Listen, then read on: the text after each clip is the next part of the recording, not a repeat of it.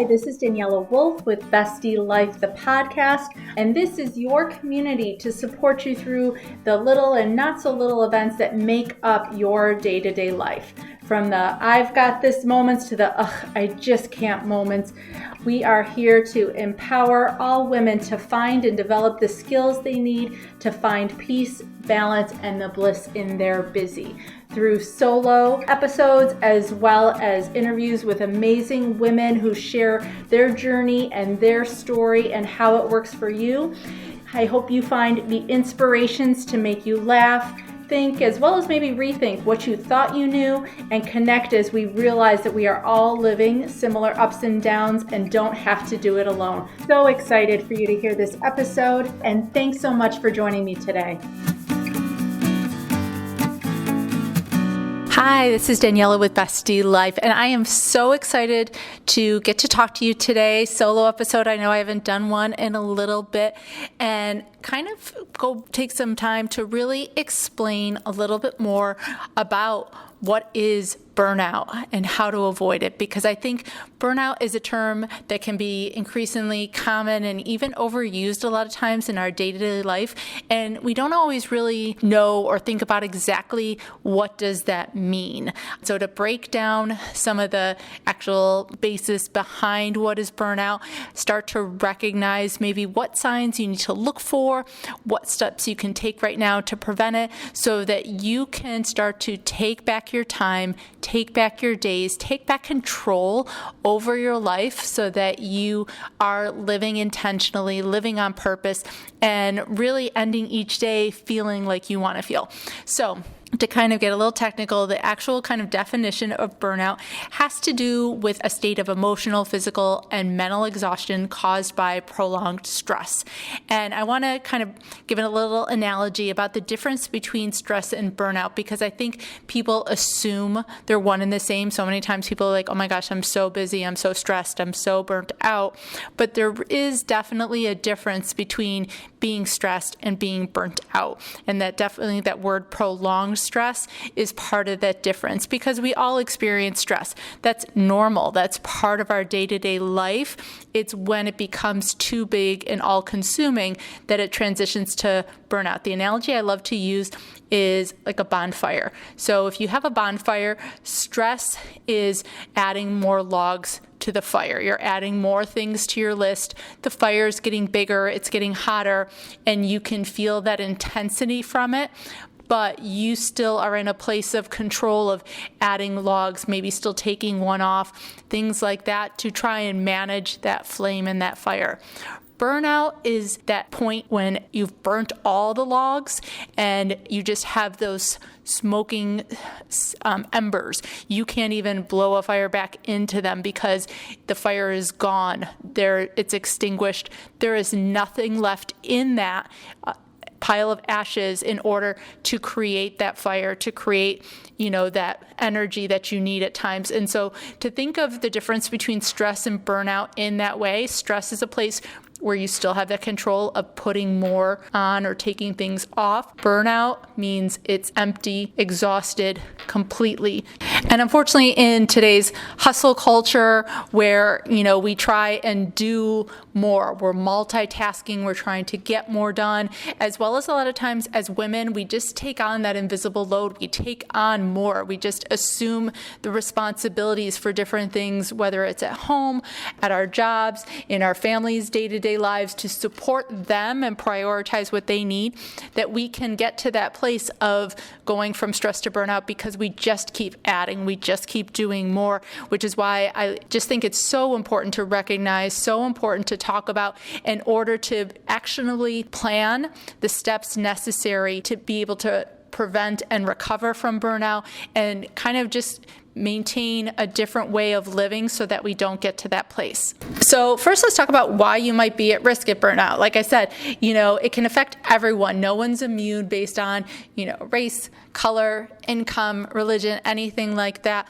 But it's definitely caused by outside factors that we allow into our days, whether it's a high work stress environment, whether it's intense workloads, adding too much, that constant busy or that badge of busy everybody tries to carry with you, I think, is part of what leads to it. But when you do those things, you feel like then you're constantly running on empty, overworking, not taking breaks, not taking care of yourself is when you really get to that place of being risk for burnout.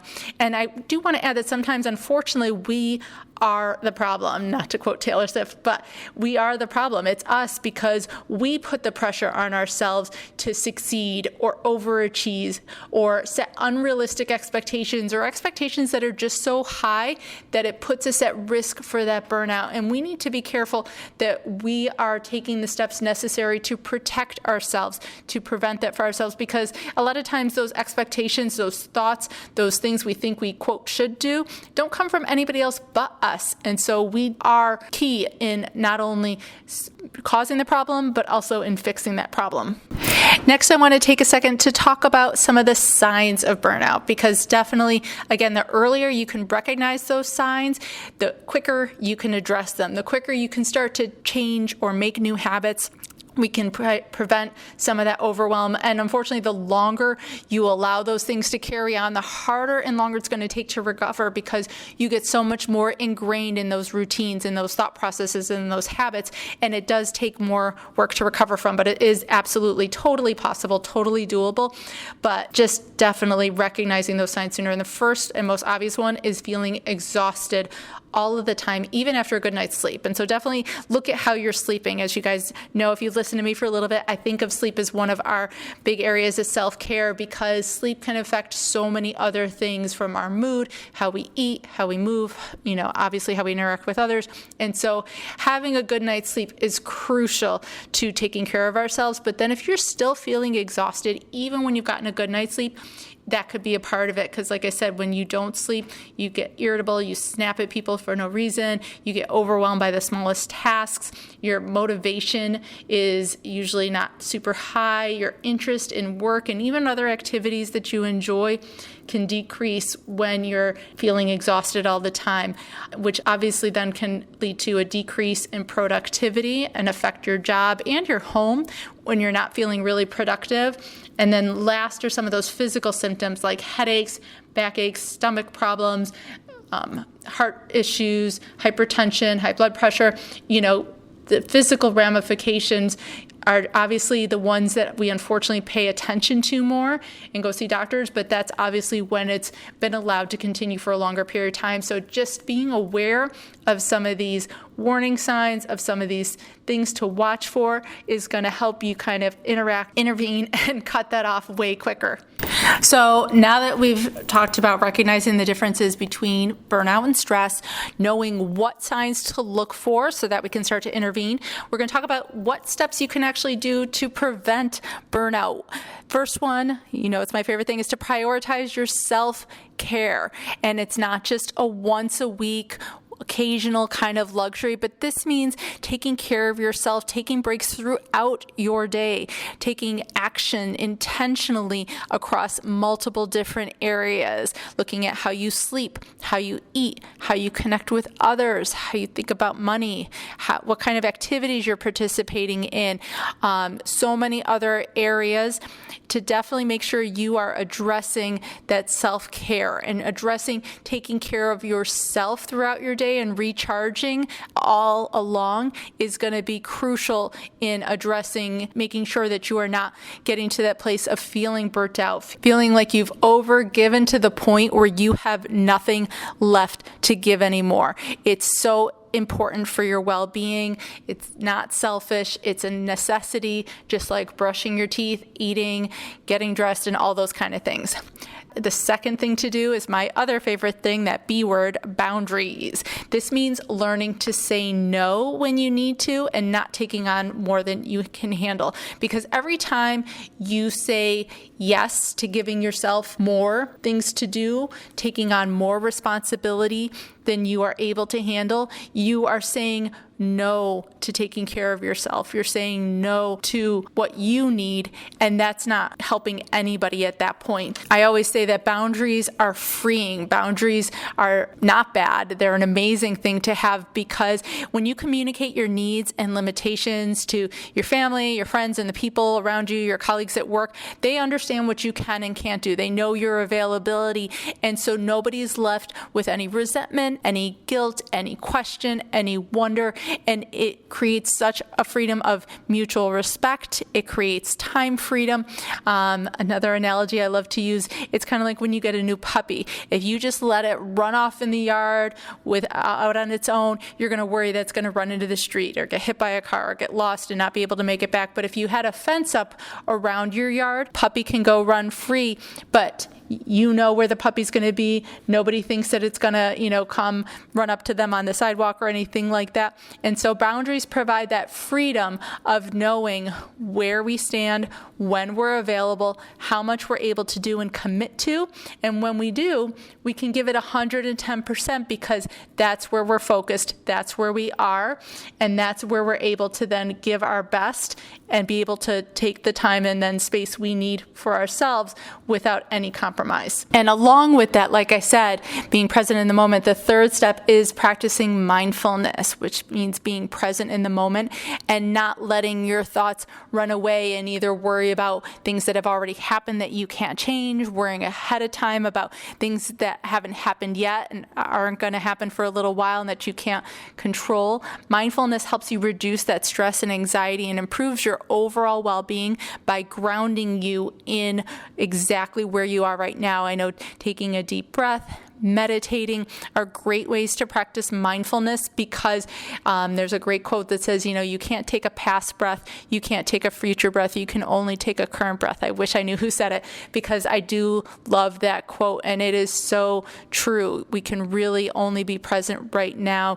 Another great way, it's called 5, 4, 3, 2, 1, and it's about looking at 5 things you can feel, 3 things you can see, 2 things you can touch, 1 thing you can taste, like focusing on your senses, and really by being able to notice those different sensory things also can help ground you in the present moment. There's so many great ways to practice mindfulness. It doesn't even have to be a long practice. I think people think, with meditation or different things, they need 20 minutes or an hour. Mindfulness can happen literally in 10 seconds or less. You can do it quickly throughout your entire day, and so it is such a great, actionable, and easy way to relieve that stress, to practice some self-care, and to help prevent burnout. The fourth step has to do with connecting with others, and this means having a support network, whether it's colleagues at work that you can kind of, share some shared experiences and be able to connect based on things you're all dealing with, connecting with friends, family,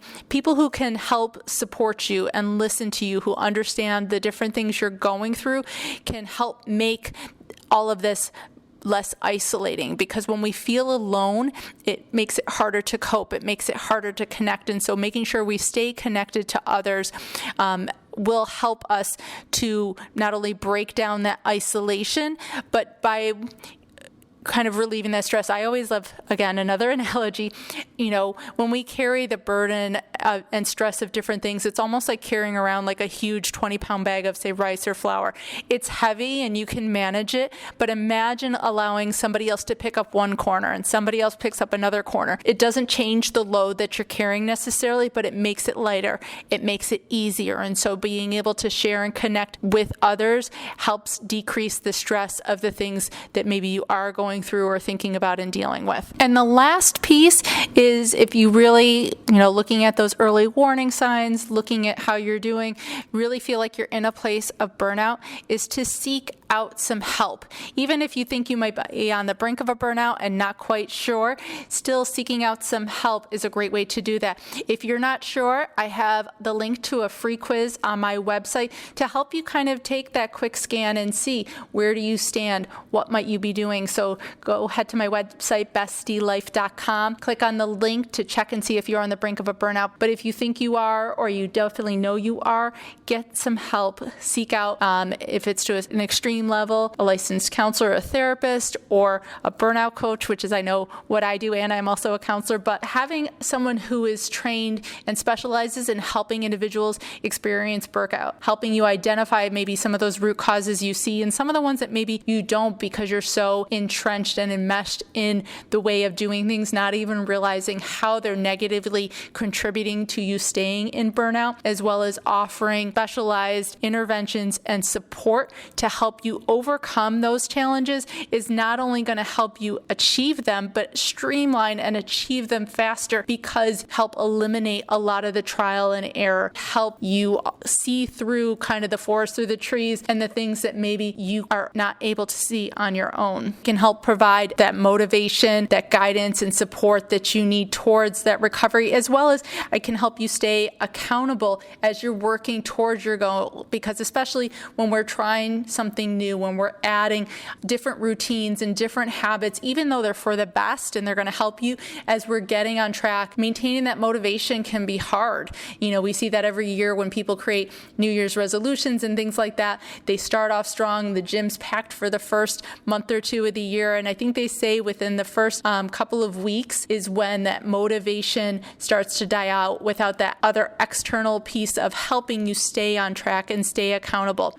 Also, sometimes too, another reason might be you think you know some of the root causes, but to dig a little deeper, look at some of the underlying issues that could also be contributing to exhaustion and overwhelm. So you're not just taking off that top layer, which is sometimes the easier one to do, but to help you get in a different place so that it doesn't kind of show up in a different way, that you're not constantly chasing that, is another thing that a burnout coach can help you do. And lastly is, again, that emotional support that I talked about as far as breaking down that isolation of the experience you're going through. It can absolutely, even though it's great to have family and friends that are there for you and listen to you, it can also be hard to be vulnerable with the people that you know or that you're living with all the time, because you feel like, again, until you've learned how to deal with that mindset when it comes to expectations and your limiting beliefs and the negative thoughts you might be thinking, it can be hard to share some of those experiences and feel like it's a safe place to do that. And so as a burnout coach, I help give you that safe and non-judgmental space to discuss your feelings and emotions,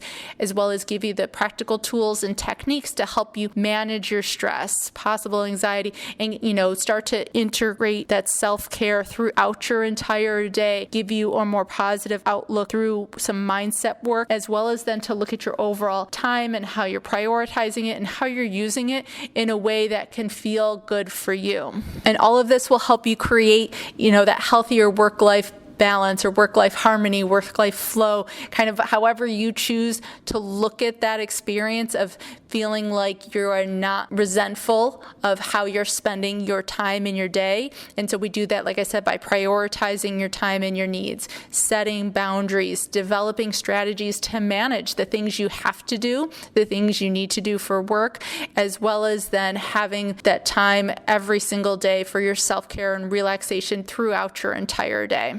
And so while part of it is getting you, some quick wins, that's not going to help you make that lasting change. And so really, this isn't about a quick fix. It's definitely about looking at reframing how you think about some things, getting into some personal growth to make those lasting life changes, to really help you build that resilience, increase your self-awareness so that you are living each day or each week at least in the way that feels good to you, that way that you've been wanting to live it, rather than just feeling like you're hustling, you're overwhelmed, and that, I'll do this later, whether when the kids are older, when I have more money, when I have more time, because that later doesn't come. Someday doesn't happen. And so to really look at making those lasting changes now and start to make that difference.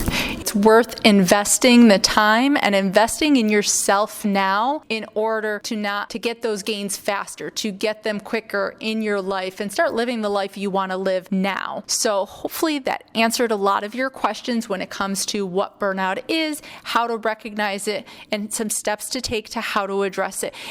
I would love to offer the opportunity to you to get on a free framework call with me to see what's going on in your life, how I could help. So head on over to my website, bestielife.com, take that free quiz, see if you're on the brink of a burnout, as well as click on the link in my bio on Instagram, and let's hop on a call. Let's talk about what your days have been like, where your stress and overwhelm are coming from, or what some of the initial steps might be to start to live a little bit differently, fit more self-care into your day, and go from exhausted to empowered. Thanks so much, and I'll talk to you soon. Thanks so much again for joining me today. I hope you enjoyed this episode. Please let me know any questions or comments that you have. Also, if you can please leave an Apple 5-star review so that this episode can be shared with more women. There's 2 quotes that I love. Alone we may be strong, but together we are stronger, as well as when women support each other, incredible things happen. So let's be stronger and incredible together, as well as maybe just have some fun along the way. Thanks so much and talk to you soon. Bye.